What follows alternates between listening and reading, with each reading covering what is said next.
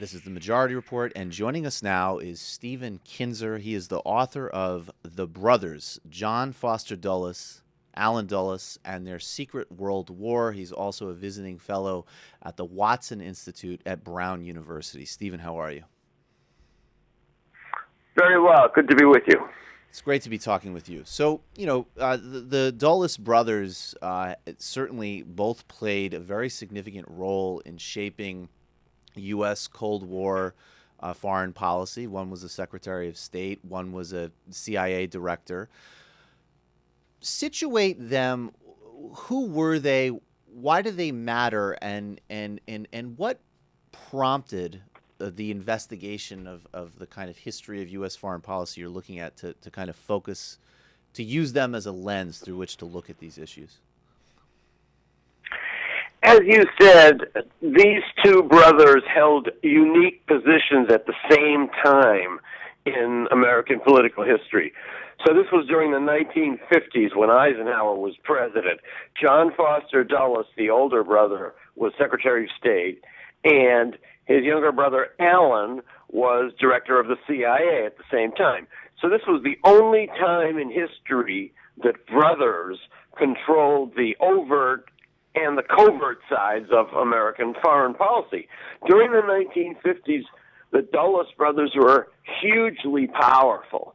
They could make and break governments, and they did. Yes. But now there's an interesting contradiction. It's one of the things that draws me to them. On the one hand, as I look through their history and their backgrounds, they're really extraordinary and in the forces that they represent. On the other hand, they really do reflect a lot of things about America. So I think through the stories of the two of them, you realize that we have a lot of lessons to learn from the 1950s, but the contradiction is this. We've almost completely forgotten the Dulles brothers. When they were in power, there probably wasn't a literate human being on earth who didn't know the name Dulles. And now, when I was working on this book, sometimes people, friends of mine, would say to me, "So what are you doing? What are you writing about these days?" And I'd say, "Well, I'm writing about Dulles." And they'd say, "The airport?" Right. That's how far they've fallen out of the public consciousness. So my book, in a sense, is a way to tell the story of the 1950s through their experience and use the forces that shaped them as a way to talk about the forces that still shape the way the United States deals with the rest of the world. Well, right, because that's such a great way of putting it, because unfortunately their legacy is certainly living on far beyond an airport being named, Dulles. So there's a couple of key points here that you talk about with regard to the 50s, and I think one is, getting to what were these kind of core forces that drove the brothers. And it seems to me from reading you that it was essentially a certain brand of missionary fundamentalist Christianity, corporate global capitalism, and a kind of fusion of missionary zeal and willingness to kind of play in the sort of margins or dark arts of global politics. That seems like one thing. And the other thing that you bring up that's really important is, in order to understand these brothers and understand the 50s, we have to step out of a frame where we think of the 50s as a time where obviously the world was incredibly tense, and there was the Korean War, and the Cold War was hot, but it was a time of peace because there was no actual direct conflict, obviously, between the United States and Soviet Union. But the reality is that when we step back from that frame, governments are getting deposed all over the world. There's massive amounts of violence and conflict that was driven by this Cold War framework. So for most of the world, it was a hot decade. You're absolutely right, and that is indeed one of the themes of my book. I'm trying to point out that we've misunderstood the history of the 1950s. We do think of it, as you suggested, as a kind of a period of tense peace. But in fact, the Dulles brothers were leading the United States into an unrelenting world war all during that period. Now, we didn't see it. The United States public didn't see this war because it was fought largely clandestinely and through covert operations. In addition, the theater of operations in this war kept changing from Iran to Guatemala to Indonesia to Egypt to India to the Congo to Cuba to Vietnam. So it was difficult to keep an eye on it. And when it did crop up into public view, as it did in places like Guatemala or Indonesia, Americans were told, this is just some kind of a local uprising. This is one way the two brothers worked together. So Foster Dulles, the older brother who was Secretary of State, would start making speeches about country X and why this country was falling under the rule of communists and it was a very dangerous threat to the United States. Then Allen Dulles would secretly go out and start fomenting upheaval and trouble in that country. And then Foster Dulles would make speeches saying how gratifying it was, and indeed inevitable, to see that the oppressed people in country X were of their own accord rising up against their odious communist leaders. That's how the two brothers functioned as a kind of like two jaws of a serpent that were working together, one visibly and one invisibly, to counteract these countries which in many cases did not pose threats to the United States. Absolutely. So let's actually kind of, I think there are two examples that you go. I mean, there's numerous examples, obviously, but two examples. Well, and actually, as a fascinating sidebar, when you talk about some of the earliest examples of going after leaders in Congo, Guatemala, Iran, Vietnam, and Cuba, and actually the only leaders that kind of survived this projection by the Dulles brothers were the two ones who actually were communists, which is a kind of funny historical irony. But, let's go specifically to Iran and Guatemala in terms of what leaders were the Dulles brothers were deposing in those countries, and how do those legacies live on in very different ways and in different parts of the world, but connected obviously by a certain foreign policy, a certain outlook, and a certain type of intervention? We talked about the forces that created the Dulles brothers, and certainly the belief in American exceptionalism was one, and missionary Calvinism was another. But a third would certainly be corporate power. Yeah. Both of the brothers spent decades working for this remarkable Wall Street law firm, Sullivan and Cromwell, and that was a firm that had a specialty. The specialty of that firm was pressuring small countries to do what big American companies wanted them to do. That was what the Dulles brothers spent most of their working lives doing. So they were very used to this art of subjecting countries to what their clients wanted. Now, in the early 1950s, just as the Dulles brothers were coming into office, when they were still working as lawyers at Sullivan and Cromwell, they suffered two very unaccustomed reverses that really affected their clients. One came in Iran, when a nationalist movement resulted in serious damage to clients of Sullivan and Cromwell, in particular a big engineering conglomerate that Allen Dulles represented, and a big bank on whose board of directors Allen Dulles also sat. So the emergence of the nationalist leader in Iran, Mohammad Mossadegh, caused great damage to the interests of Sullivan and Cromwell clients, specifically clients of Allen Dulles. Right at that same time, or shortly thereafter, something similar happened in Guatemala, where President Jacobo Arbenz imposed a land reform program that affected the interests of United Fruit, also very important old client of the Dulles brothers and Sullivan and Cromwell. So, although they couldn't do anything about that while they were still private lawyers, as soon as they came into power, they began plotting against Mossadegh in Iran. They had him deposed within a matter of months. Then they turned immediately to Arbenz in Guatemala, and he too was deposed the following year. So, although they did pick up other enemies during the time that they were in office as CIA Director and Secretary of State, Their first two targets, Mossadegh in Iran and Arbenz in Guatemala, were people against whom they had grudges dating back from the time when they were private lawyers, and the nationalist movements led by those leaders had affected the interests of their legal and corporate clients. So they really they sort of closed old accounts, so to speak, in some of their kind of first actions in their roles in office.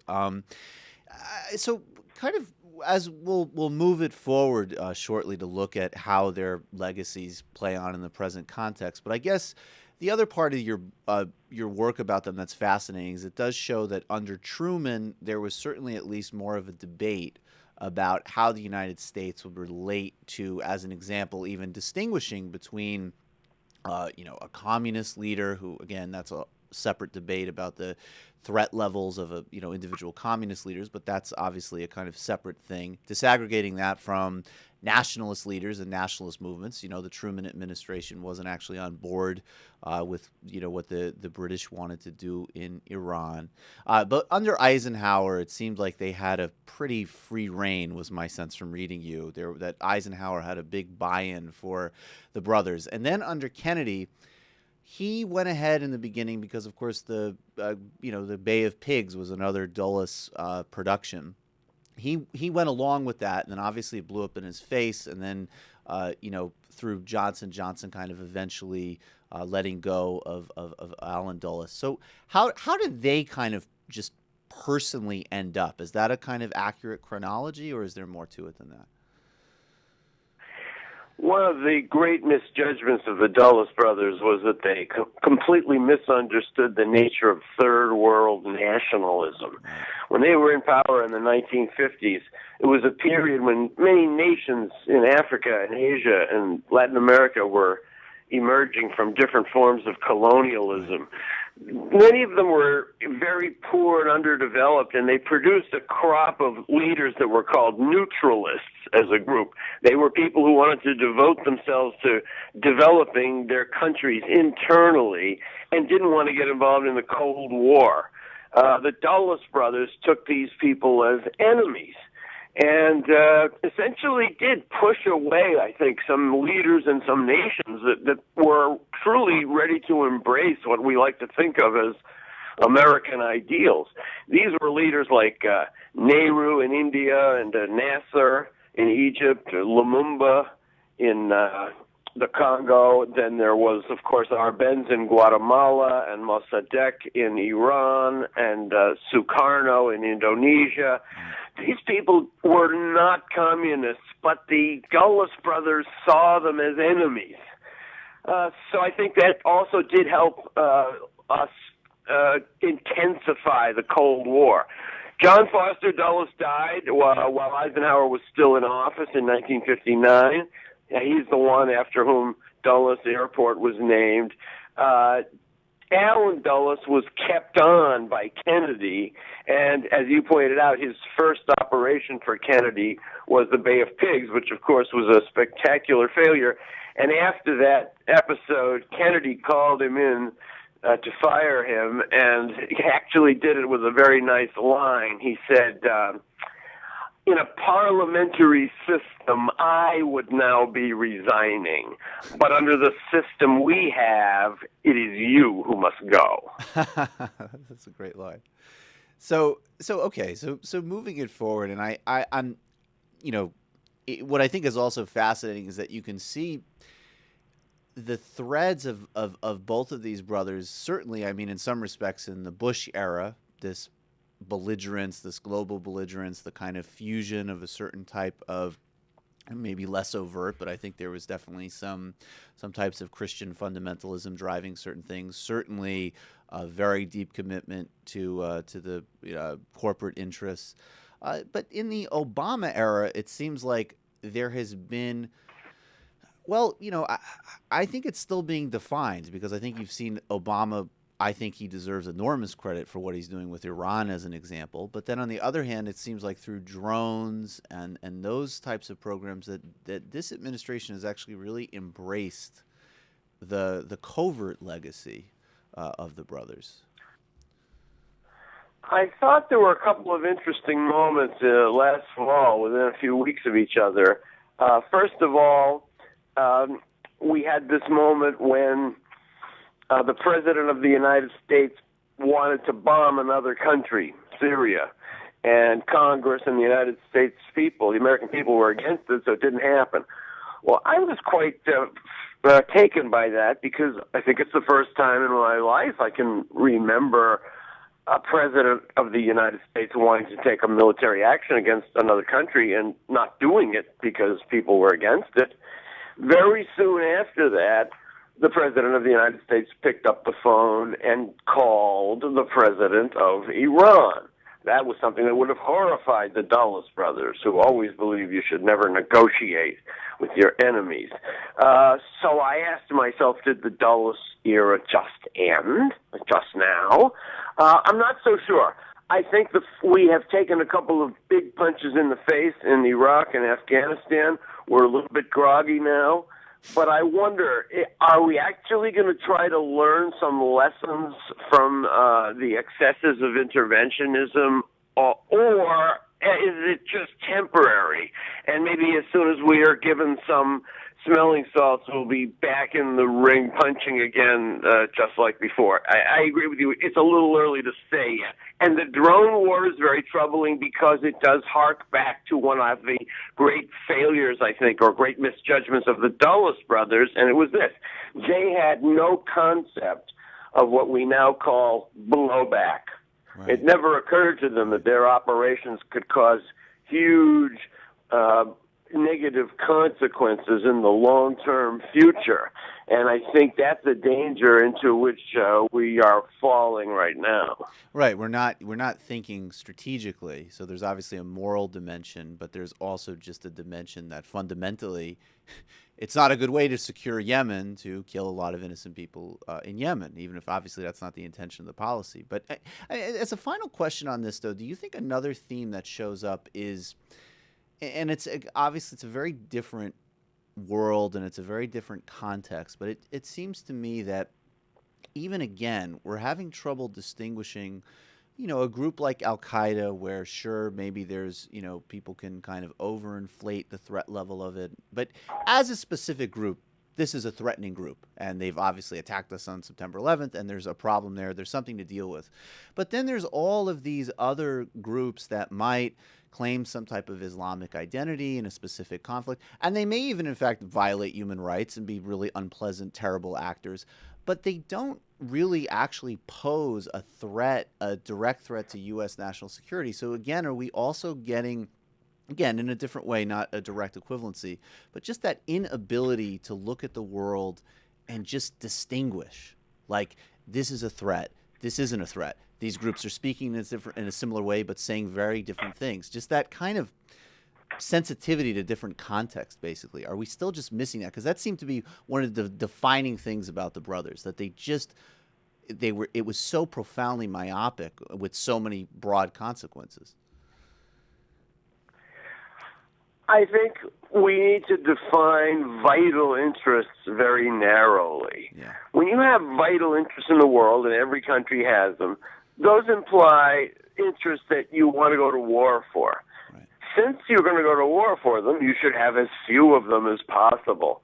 You don't want to go out doing what the Dulles brothers effectively did, and what the United States did for much of the Cold War period, and indeed has done for much of the last 100 years, and that is to say we have vital interests in every corner of the globe. This is very dangerous because of how serious that concept is, vital interests.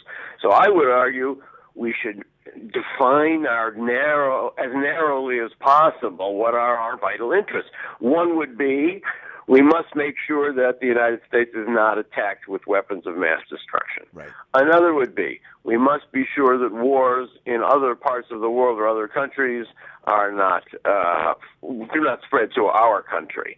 Another one would be we need to protect sea lanes on which our economy depends. Right. After that, I think I start being a little bit more conservative. That's about enough.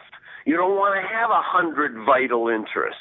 But I think there's something about America that pushes us to think we have vital interests everywhere. And when you convince yourself of that, then you feel you have to go and fight to defend them. And that has gotten us into a lot of trouble. Well, Stephen Kinzer, the book is The Brothers, John Foster Dulles, Alan Dulles, and Their Secret World War. I really appreciate you coming on. Thank you so much.